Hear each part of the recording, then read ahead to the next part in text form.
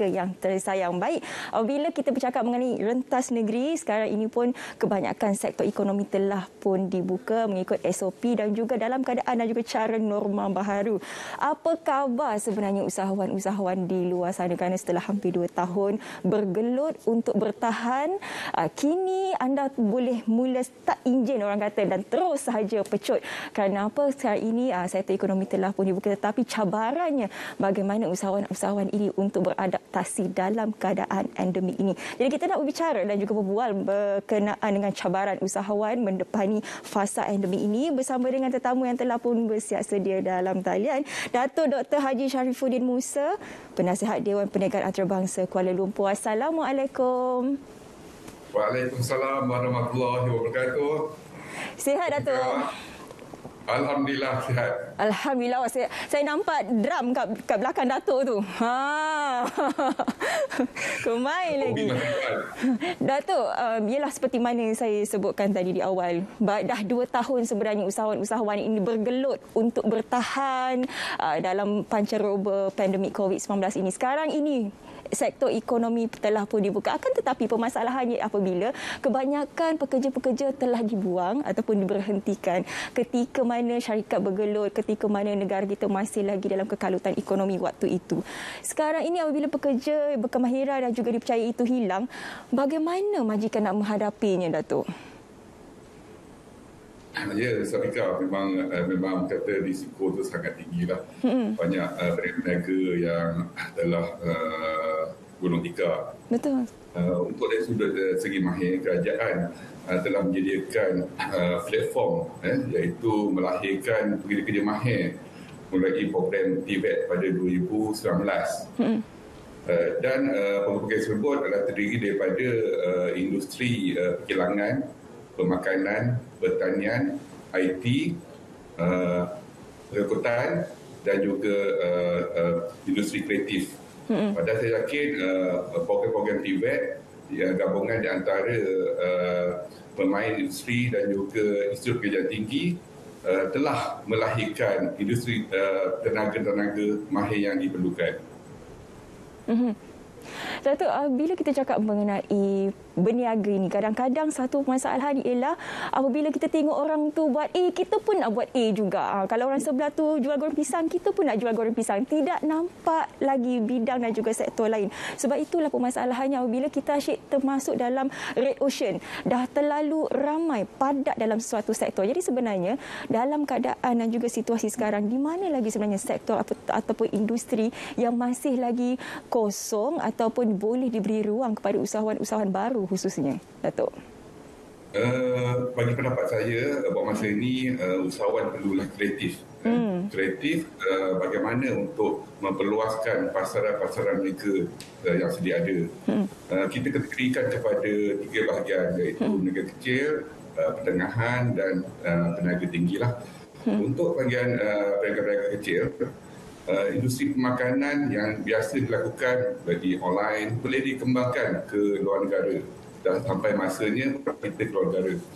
Untuk sedia maklum, banyak produk luar yang masuk ke negara kita, iaitu contoh Pizza Hut, pizza, donat, makanan-makanan dari Jepun dan juga Korea. Dah sampai masanya untuk kita ekspor produk kita sendiri untuk luar negara.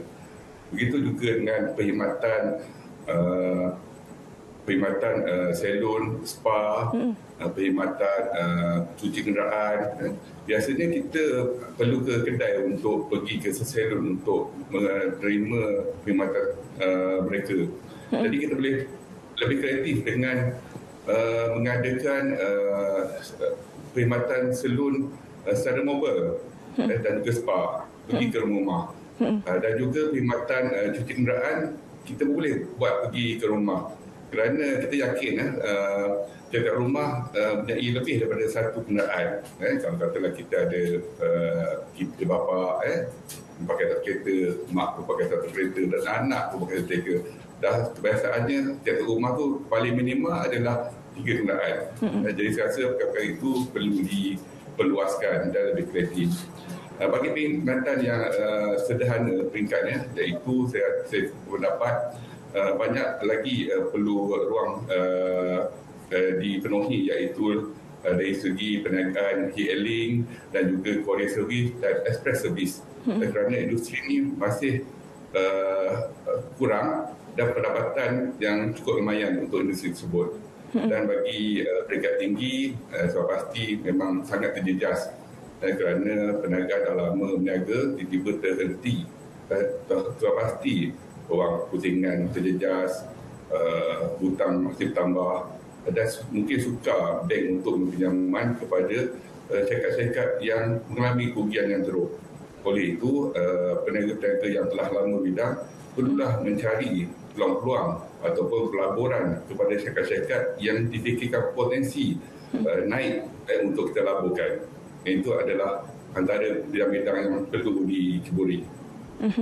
Saya setuju dengan apa yang Datuk katakan tadi. Sebenarnya kalau ada mobile spa yang telah pun dijalankan sebelum ini, kenapa tidak lakukan mobile untuk gunting rambut, untuk kereta, itu tepat di situ.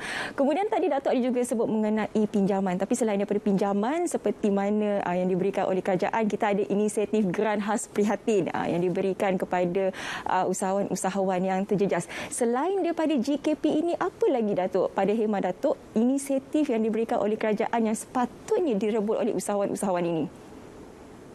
Saya rasa banyak dana kerajaan yang masih kita kurang tahu sebenarnya. Mungkin kurang pendedahan.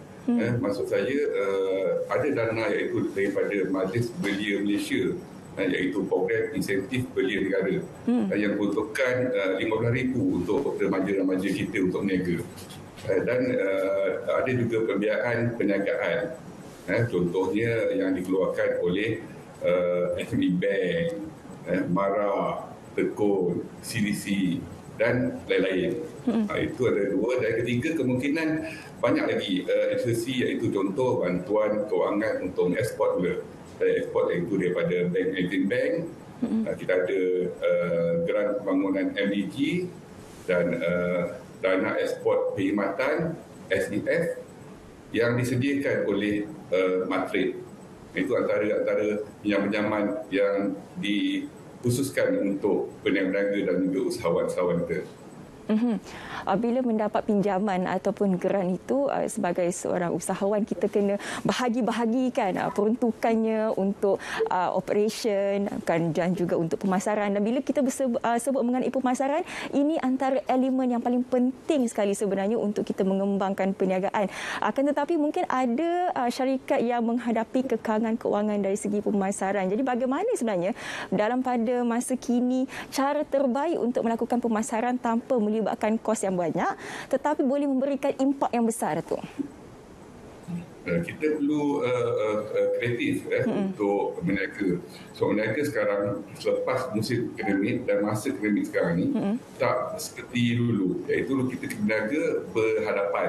Lebih mudah untuk kita tunjuk produk kita dan kita merasai produk apa yang kita jual dan kita rasa. Tapi apabila COVID berlaku, kita tak boleh merasa satu produk tu untuk segi makanan dan kita tak boleh pegang barang apa yang kita beli. Jadi kita perlu semua kreatif. Maknanya apabila kita dah bersemuka, sekarang ni kemungkinan kita perlu penjimatan dengan cara pemasaran online. Dan kita ada banyak ruang-ruang lain untuk berniaga dan juga cara pasaran semudah. Mulai kita punya Facebook, TikTok dan sebagainya yang orang kata lebih mudah untuk kita berniaga secara talian.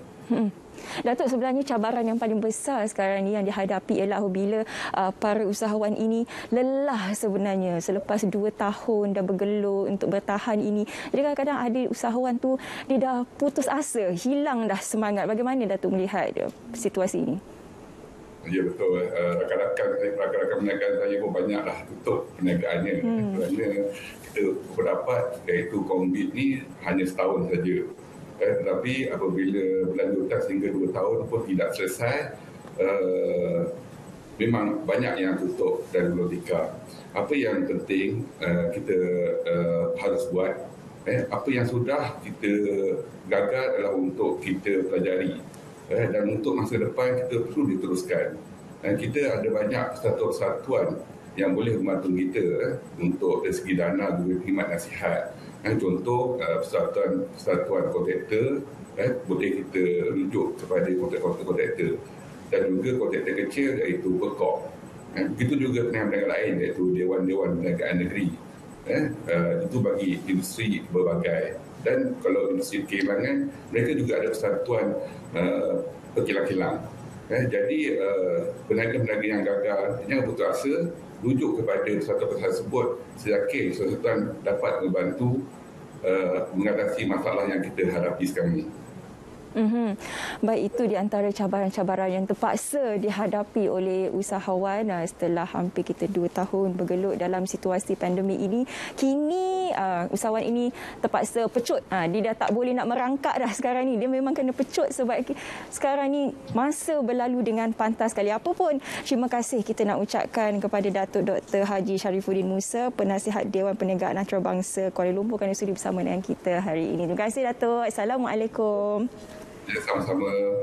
Assalamualaikum warahmatullahi wabarakatuh. Baik, kita nak berehat seketika. Jangan ke mana. Selepas ini ada banyak lagi pengisian akan kami kongsikan bersama dengan anda, pastinya di Selamat Pagi Malaysia.